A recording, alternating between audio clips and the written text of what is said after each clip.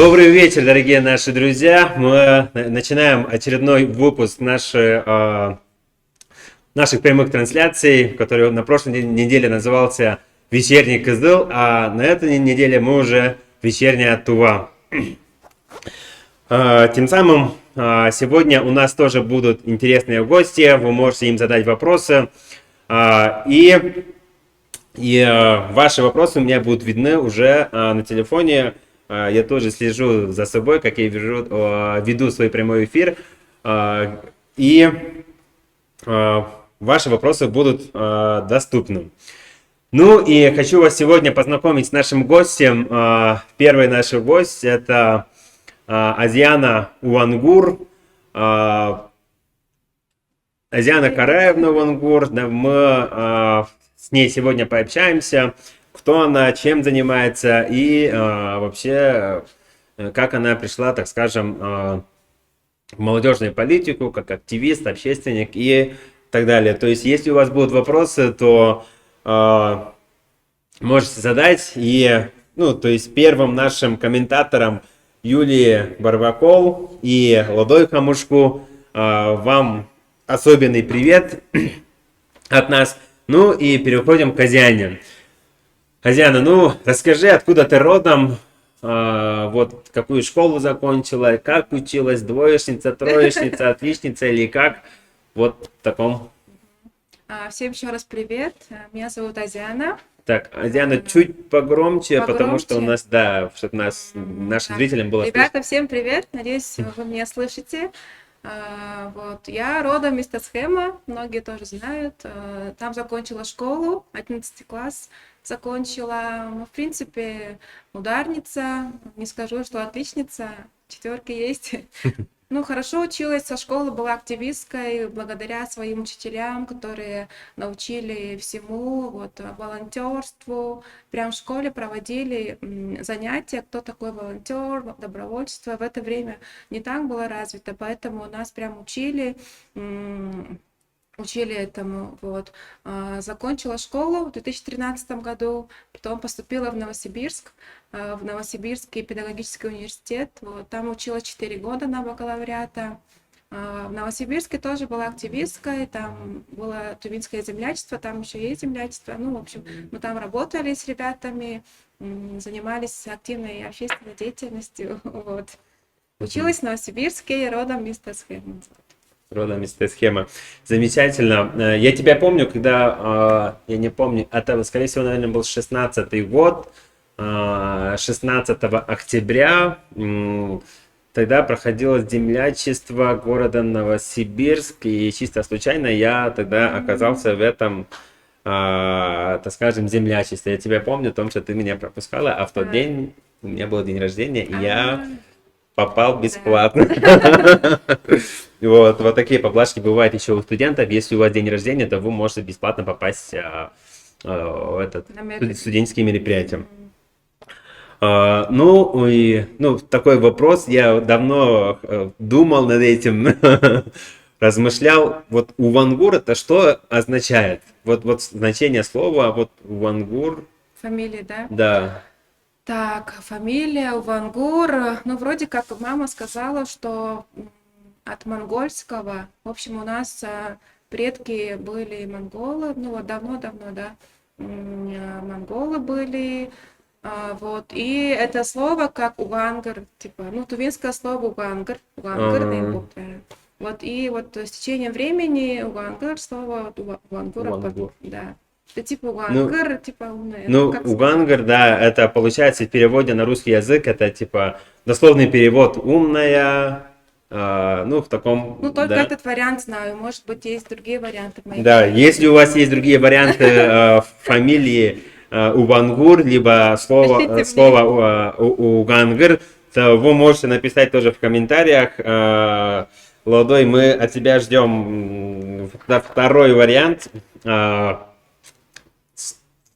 фамилии Увангур. Да, и спасибо за ответ. Я знаю о том, что ты недавно стала координатором российского движения школьников. Расскажи, пожалуйста, в целом, что за движение это, чем занимаются, и какие вообще в целом у тебя планы? Буквально недавно, даже месяца не прошло, с 20 июня я стала региональным координатором российского движения школьников. Может быть, никто не знает, это всероссийское движение, созданы отделения, да, можно так сказать, в каждом регионе нашей страны, да. В Туве тоже очень много ребят, это в основном школьники, учителя, РДШ, очень много активистов, я заметила. Вот. До этого работала, кстати, РТН. Вот. После РТН начала работать я. На самом деле в РДШ очень много проектов, такие как Лига вожатых, РТН сам очень хорошо знает, Добро не уходит на каникулы, потом что там, через РДШ можно поехать на всероссийские лагеря, как ВДЦ, Океан, Артек, Смена и так далее. Очень много проводится конкурсов для школьников, для их самореализации, для развития их творчества, и так далее. И путем отбора ребята могут попасть на всероссийские лагеря, форумы. Вот. Да, и ВКонтакте есть группа, если вы хотите попасть в Океан, Артек, Орленок, Смена, то ВКонтакте группа Смена Российского движения школьников, либо Смена РДШ, то вы можете там следить за конкурсами, которые там вот вам необходимо снять там короткий ролик, тем самым вас Группа РДШ ТВ тоже отберут. можете Да. подписаться, у кого есть дети, школьники, это на самом деле очень интересно. Вот, тут, Азиана, тут пишут про твою фамилию. У моей классной руководительницы отчество Увангуровна. Знаешь, что это? Нет, не знаю.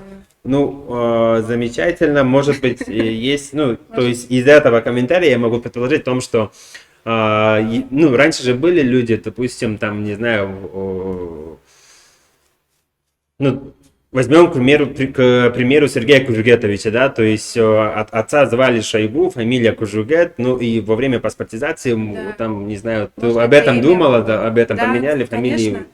Мне кажется, тоже, может быть, там был парень какой-то, жил парень, его звали Вангар, потом это стала фамилия, это все возможно. Но я точно не могу сказать.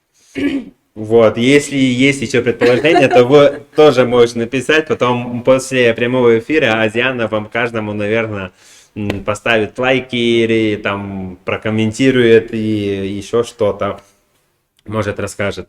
Ну, и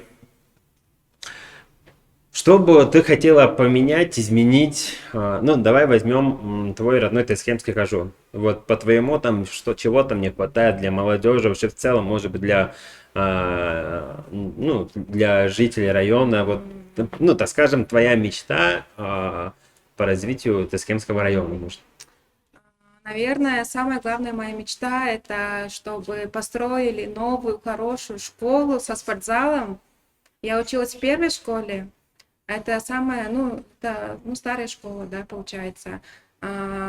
Одноэтажная, очень мало классов, кабинетов для детей. То есть мы сидели в одном классе, никуда не переходили. А в Кызыле же все переходят, там очень много классов, и все оборудовано и так далее. Наверное, самая главная моя мечта, чтобы вот со спортивным залом была школа, именно моя родная школа, первая школа села Самогалтай. Вот. И, конечно, дальше хочется, чтобы были бассейны, как, например, там в Шаганае построили, да, большие спортивные центры строятся в районах, очень много я заметила. И, кстати, Изернинг Уязы, да, вот проект в Тесхеме тоже начали строить, это очень здорово. Мне бы хотелось, чтобы инфраструктурных таких вот проектов, как школы, садики, спортивные залы, вот в моем селе, в моем Кажуне было очень много.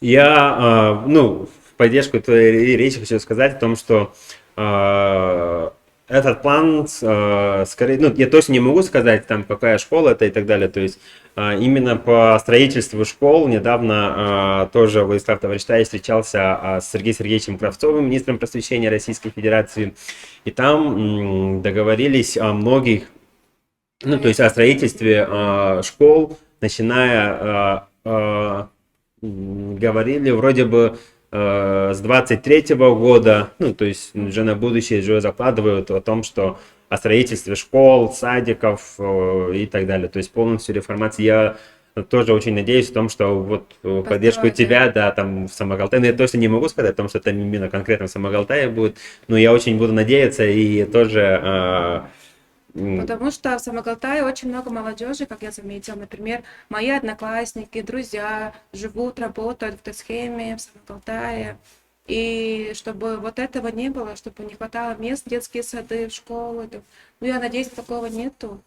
Просто на будущее, может, я сама перееду жить в Тесхем. да, Хотя, все возможно, возможно. И, ну, вот уже напомнил о том, что вот скоро начнется тоже строительство школ, садиков в районах республики. Ну и следующий вопрос, вот как ты вот начала вот активничать, тебя, на что тебя сподвигло на это, вот на общественную жизнь и, ну, так. спасибо за вопрос, Эртне. Так, вообще со школы, когда я была в 11 классе, по-моему, наши наставники, вот Сырга Алексеевна, Ольга Сергеевна, когда они работали в Министерстве по делам молодежи, Адам Альбертович, всегда звали нас на молодежные мероприятия. То есть я приезжала из Тасхеба, чтобы поучаствовать в мероприятии, и вечером уезжала. Мама моя подтвердит, каждые выходные на День молодежи из района приезжала просто простая школьница и участвовала. Вот, потом уехала учиться. В Новосибирске тоже очень много актива, там есть студенческие активы. Я ходила в танцевальный кружок, там по восточным танцам танцевала и так далее. Вот. Тогда на втором курсе мне выпал шанс поехать на форум «Золото тюрков». Это во втором курсе, ну, не помню, 14-15 год. Город Уфа, Республика Башкортостан. Мы поехали от Новосибирской области, 3 человека, по-моему, поехали. От Тувы тоже там были ребята, кстати, 2 из Тегу были. Шегнемайн и парень был, не помню. В Республике Башкортостан в первый раз меня научили писать проекты.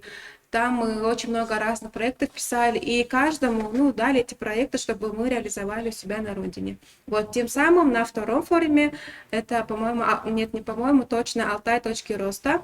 На этом форуме я уже с готовым проектом приехала, там доработала и защитила проект «Мир ярче». Вот. Ребята тоже за кулисами, наверное, помнят, как мы ездили в Кызлары, в Тагдынский Кажун каждую неделю. Несмотря на то, что я училась в Новосибирске, я отправляла, ну, деньги проекта, получается, 100 тысяч мы выиграли. И ребята ездили в Кызларыские школы-интернаты и там занимались с детьми из коррекционной школы. Это был мой первый проект, и мне кажется, он был успешно реализован. И второй год тоже я поехала на форум Алтай точки роста. Это, кстати, самый лучший форум, по моему мнению. Вообще, это самый крутой форум, где я смогла себя реализовать. На 3-й год я тоже поехала, я просто сходила с ума от этого форума. На 3-й раз мой проект стал самым лучшим реализованным проектом форума АТР. Прикиньте, это было круто. Потом я не поехала. Да, вот я в АТРе был в 2011 году, когда мне еще 18, наверное, не было. Да, я, наверное, был там самым маленьким. Тогда АТР проводился в таком простеньком формате, как наш Дурген, в палатке, там большие шатры. Мы жили в обычных вот маленьких палатках, и то, что меня там удивило, там все полностью алтайского производства, Алтай Тент, они полностью там выполнили эти палатки, шатры тоже под брендом Алтай Тента. Дальше у нас получается там каждый день, ну то есть по кухне день алтайского макарона, день алтайского сыра, день алтайского меда, там чего-то, там и так далее. То есть алтайская мука даже была, и нам там то ли печенька, то ли что, ну не помню, вот давали.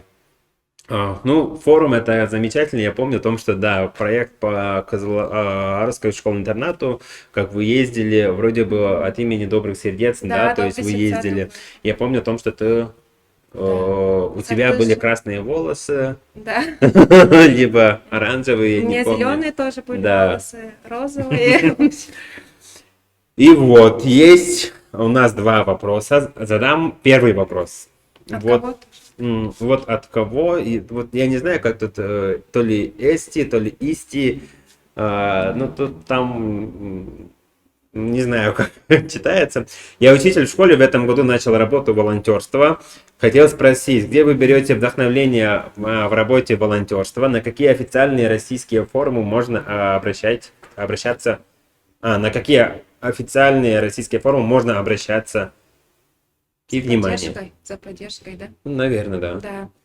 На какие форумы можно обращаться за поддержкой? Вот. Очень хороший вопрос, спасибо большое. Но самое главное, это мы живем в нашей любимой республике, да, это, конечно же, форум «Команда ТВ 2030». Да, там тоже разыгрываются гранты на реализацию проектов, бизнес-проектов, социальных проектов. Каждый год проводится, но в этом году, да, с пандемией пока непонятно, да, если... Ну, пока мы, да, планируем другой формат. Возможно, скорее всего, мы, наверное, попробуем провести осенью в онлайн-формате. И тем самым уже, ну, то есть проведем этот форум. Это будет, скорее всего, первый, наверное, наш опыт в республике, да, то есть проведение онлайн форума. Ну, посмотрим, Вот. как это Да, будет, да. мне кажется, самое главное это наш форум «Команда ТВ 2030». Это форум молодых лидеров, людей, которые ищут единомышленников, друзей, таких же активистов, как и вы. Вот. Далее, мне кажется, ну, по Сибирскому федеральному округу, ну, Алтай точки роста сейчас называется Алтай точка развития, да, или, по-моему. Ну, давно не ездила, наши ребята каждый год ездят, можно к ним присоединиться, поехать на форум через АИС «Молодежь России», подать заявку, написать проект, и вот попасть в топ, не в топ, а попасть в список тех людей, которые прошли отбор, да. И далее форум, наверное, ну, территория смыслов, вообще очень много же форумов, если перечислять. Ну, сейчас, наверное, Ну, какие главные да, форумы? давай я добавлю по форумам. Ну, смотрите, у нас есть региональный форум «Команда ТВ 2030», есть окружные форумы. Это у нас Бирюса, который проводит Красноярский край. Если по форумам в Сибирском федеральном округе, то там есть Алтай точки роста, Бирюса и Байкал 2023. 2020. Ну, вообще, форум Байкал, который проводит Иркутская область на берегу озера Байкал. Если брать по всероссийским форумам, то есть форум «Территория смыслов», который проводится в период с июня по август. Есть Таврида. Таврида больше всего форум подходит для творческих людей, для певцов, танцоров, там, художников, поэтов, писателей и так далее. То есть Таврида это первый форум, который стал круглогодичным. И тем самым вы можете там принять участие. Также есть форумы, мероприятия в рамках всероссийских проектов. Допустим, форум платформы «Россия – страна возможностей». То есть туда собирают всех участников данной платформы. То есть там и школьники, и студенты, и работающая молодежь и так далее. То есть можно принять участие. Есть еще форумы других округов. Допустим, острова. Это всероссийский форум, который проходит на Сахалине. Машук, который проводит Северокавказский федеральный округ. Есть еще Евразия Глобал, международный форум, который проводится в Оренбурге. Форум «Выше крыши», который проводится, ну, то есть это форум для урбанистов, для урбанистики, который проводится в Санкт-Петербурге. Еще, ну, там В общем, перечень форумов, да. По делам Перечень форумов очень много. И если вы хотите поехать на форум, то желательно, чтобы вы там приняли участие в грантовом конкурсе, написали грант. Если есть идеи, ну, не знаете, как написать грант, то есть мы можем вас, так скажем, натолкнуть на написание гранта. То есть вы можете тоже обращаться либо к Азиане, либо к нам, Да, там, в агентство по делам молодежи поможем. Но есть, конечно, еще другие активисты, которые по этому, ну, то есть направлению очень такие прошаренные. Ну, и есть наши опытные, так скажем, наши коллеги, которые там ежегодно выигрывают президентские гранты, то есть с ними тоже можно, я думаю, посоветоваться. Ну, очень много таких ребят, если есть будут вопросы, предложения, именно как написать грант, то, соответственно, в любой момент все социальные сети у нас открыты, и мы с удовольствием вам поможем. Так, Насчет вдохновения, да. да. Как я получаю вдохновение, да? Ну, я, ребята, честно не знаю, наверное, надо, ну, активная жизнь, она как бы всегда, она очень классная. Благодаря активной жизни у меня есть друзья, как Эрдене, например, как вот ребята, Буян, Юля. Ну, в общем, ты знакомишься со всеми, ты знаешь очень многих людей, у тебя друзья тоже классные, с идеями, с проектами, хотят куда-то поехать, путешествовать и так далее. Наверное, от людей все-таки тоже получаю вдохновение. Во-вторых, от работы, от результата получаю вдохновение, потому что когда ты делаешь что-то хорошее, доброе дело, к тебе это возвращается. Например, вот мои волонтеры закончили 11 класс, и мне пишут, Азяна Карадна, я поступила, там, Морковка пишет, Лия пишет, и другие. Это тоже очень здорово, как бы они сразу делятся с тобой хорошей новостью, это тоже классно, вот. Ну, можно я тоже дополню? Знаете, что вдохновляет, и меня вдохновляет именно вот результат вот проведенной работы, когда вот ты вот, не знаю, днями и ночами не спал, и вот провел прям, вот, так скажем, как планировал, так и провел. Ну, иногда бывает, там что-то не получается, но это не важно. Вот результат от проведенной работы, это так вдохновляет, особенно когда ты со школьниками в каком-нибудь конкурсе участвуют, и они побеждают, либо там в списке призеров, либо там что-то, ну, то есть какое-то место заняли и так далее. То есть вот тогда вот вдохновляет, и хочется еще выше работать, реализовывать и так далее. То есть, ну, в таком ключе, вот это чисто меня вдохновляет. Я не знаю, как других, но результат это очень вдохновляет. Ну и знаешь, где Ладой находится сейчас? Он в Москве? Вот, тогда вопрос Москвы. С Москвы. Есть желание работать в школе учителем? Конечно, есть. У меня даже есть планы. А у тебя специальность какая? Я закончила педагогический вуз, в общем, педагогический Новосибирский университет. По специальности я культуролог, но могу преподавать, то есть я педагог и специальность культурология, по-моему. Я могу преподавать МКК, там, историю Тувы я преподавала раньше здесь в колледже, в Туве, да, колледже преподавала, но зарплата очень маленькая. Нет, конечно, планы есть. Хочу быть учителем, хочу взять часы. Мне кажется, я справлюсь. Работать с детьми, это классно же. Вот еще один факт о себе расскажу. Моя мама, моя бабушка, родственники, очень много учителей. То есть у нас получается род учителей, поэтому я тоже сама педагог. И сейчас начала работать со школьниками и планирую работать в школе. Замечательно, что продолжает династию учителей. Династия, да. Так, вот Владович, это вопрос, наверное, ко мне. Команда Тувы в этом году будет. В смысле, в этом году будет, спрашивает. Вот, скорее всего, наверное, мы постараемся провести в онлайн-формате. И это будет где-то в конце августа. Уже точно будет известно, там, в каком формате и как мы будем проводить. Но, скорее всего, наверное, в онлайн формате будем проводить, так как сегодняшние условия нам не позволяют собирать там 100 участников форума. Так, следующий вопрос от Доминики Андар. Что важно для создания и защиты проектов? Поделитесь опытом. Так, что важно при создании, да, проекта, да? Да. Что важно для создания и защиты проектов? Ну, вообще, мы с Амиром Аспановым, кто его знает, привет передайте, я шучу. Скажите, чтобы зашел прямой эфир. Скажите, чтобы зашел прямой эфир и написал ответ, шучу. Мы с Амиром вот недавно для участниц конкурса, национального конкурса Дангана проводили уроки проектирования, как написать проект, там, что там должно быть. Это прям отдельная лекция, получается, на час-два.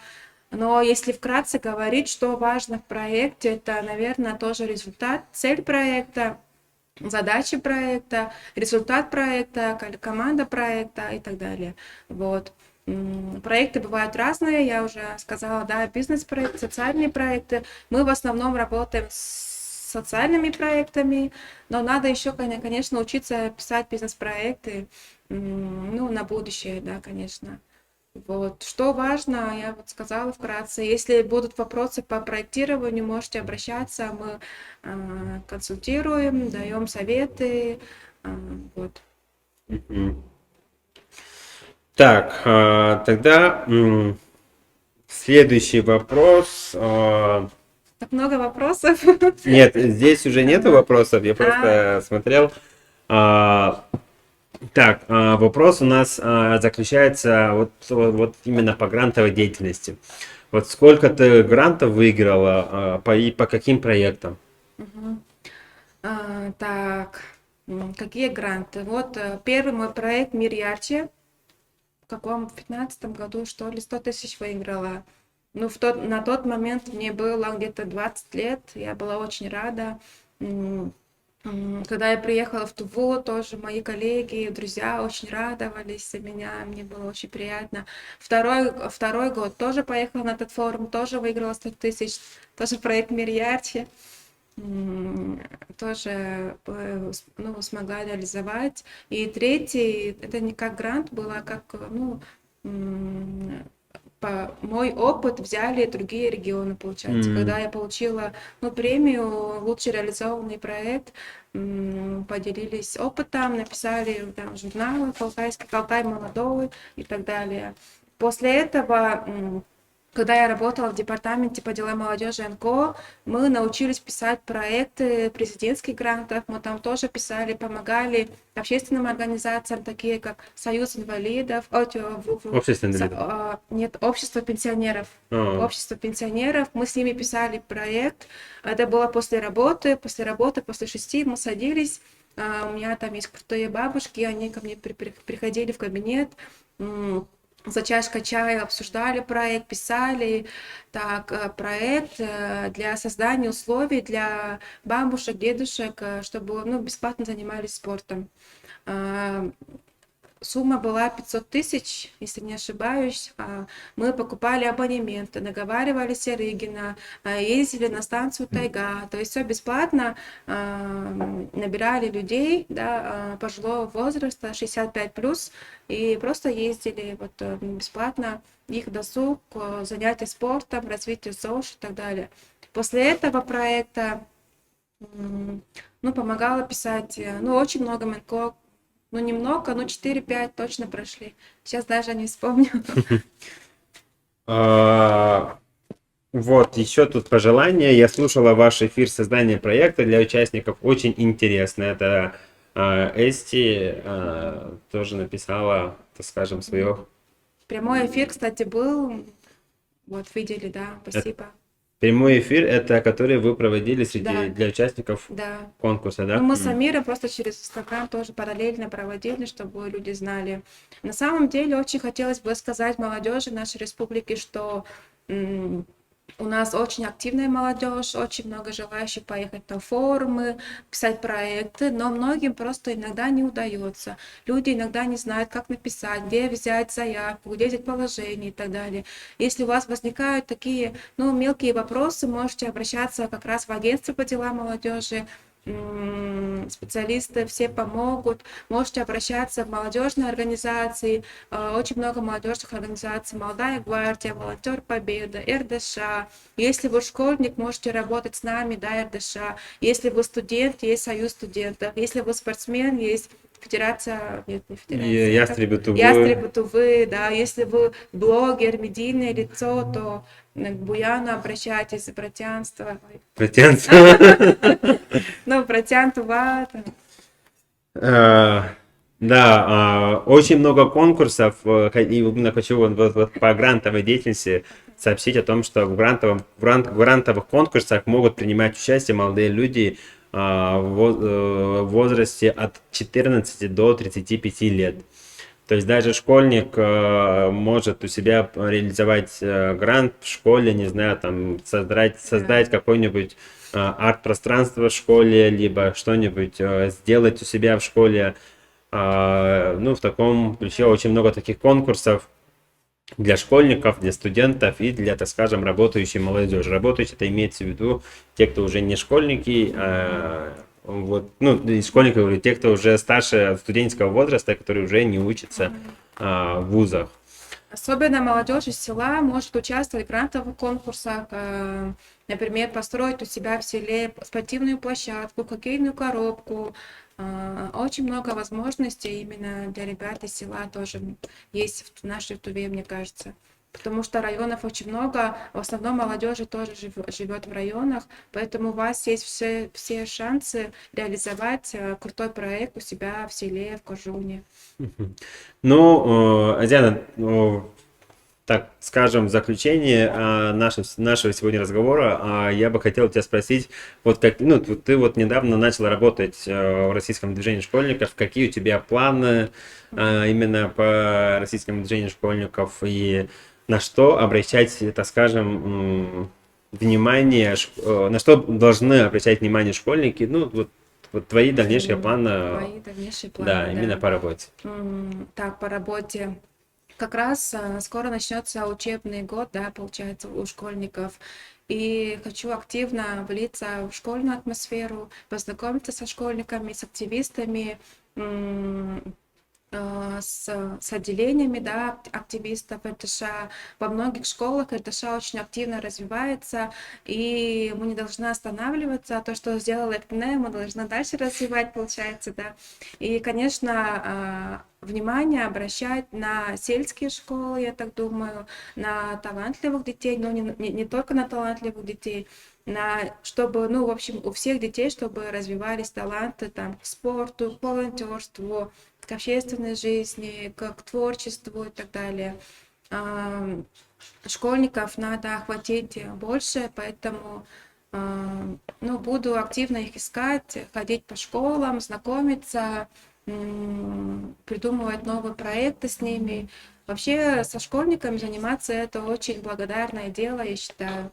Принесет пользу. Школьники никогда тебя не забудут. Например, я помню свою первую учительницу, да.